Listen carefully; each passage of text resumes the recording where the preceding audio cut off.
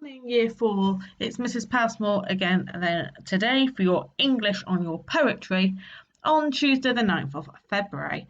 Today, then, similar to yesterday, we are going to analyse and then write stanza 3 and 4 using the same criteria as yesterday.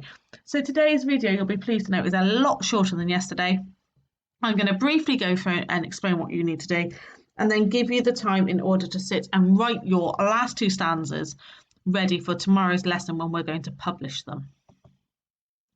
So again then, we are going to be planning today and imagining and coming up with the best descriptions we can.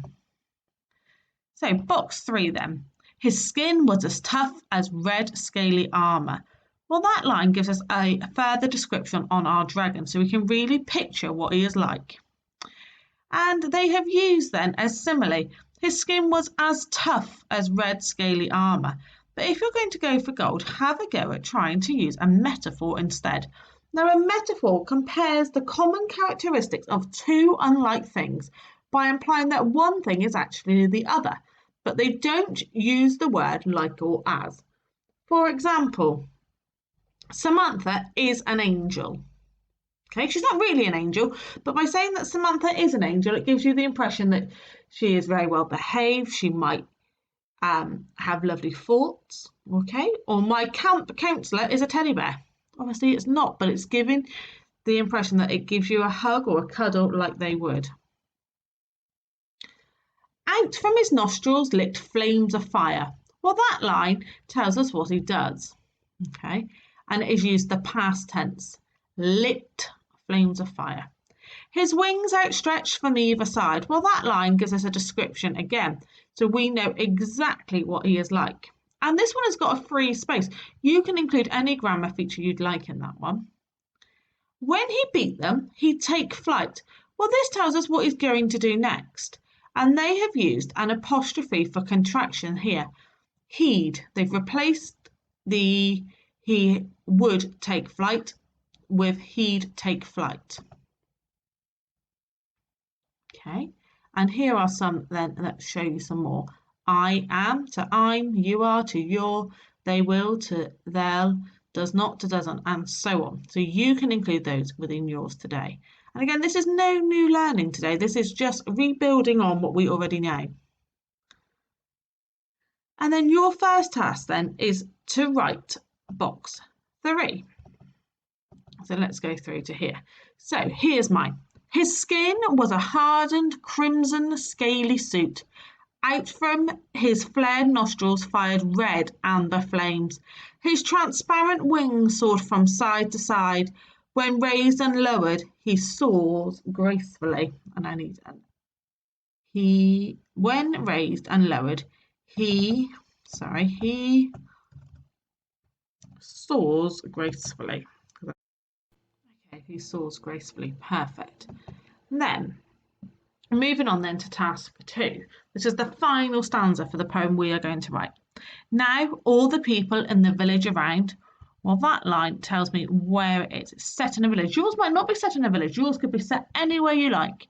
But they've used a fronted adverbial. Now, a fronted adverbial we have done in the past. It tells you how, where, or when something is. So there's a list here of some you may choose to use. For example, creepily, if you're describing how he moves. If you're explaining where he is, though, you might want around the corner, under the hedge, in the water. Okay, you need to choose one that fits your line for your poem. The next line, would hear a screeching, squawking sound. Well, that tells me what it is that he's doing next. And it has got alliteration in it, screeching, squawking sound, as well as an expanded noun phrase, screeching, squawking, 2 things that sound does. The next line, they'd lock up all their windows and doors, tells me what he does next.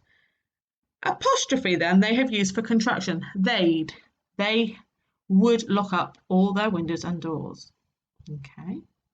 And your final line, fearing their fate in the dragon's jaws. So that's a description, leaving your poem with the fact that people are picturing this dragon trying to eat the next person or the next victim. And they have used alliteration and they have used possessive apostrophe. The jaws belong to the dragon. The dragon's jaws. So it is your turn then to have a go at boxing up that last one, writing that last one. Here's mine. In the dark of night, everyone near and far would hear the ear-piercing, high-pitched scream. They shut the shutters and padlock the doors, fearing that they will be the dragon's next victim. Okay, so you have a go at writing yours, remembering to use, all the features above here for your bronze, silver, gold challenge. Remember to go back and pause the video if you need to have a look at another part. But most importantly, have fun with it. And by the end of today, you should have an amazing poem that you are really proud of, which we are going to write up tomorrow in a variety of different ways, potentially. Have a good day, and I shall speak to you later.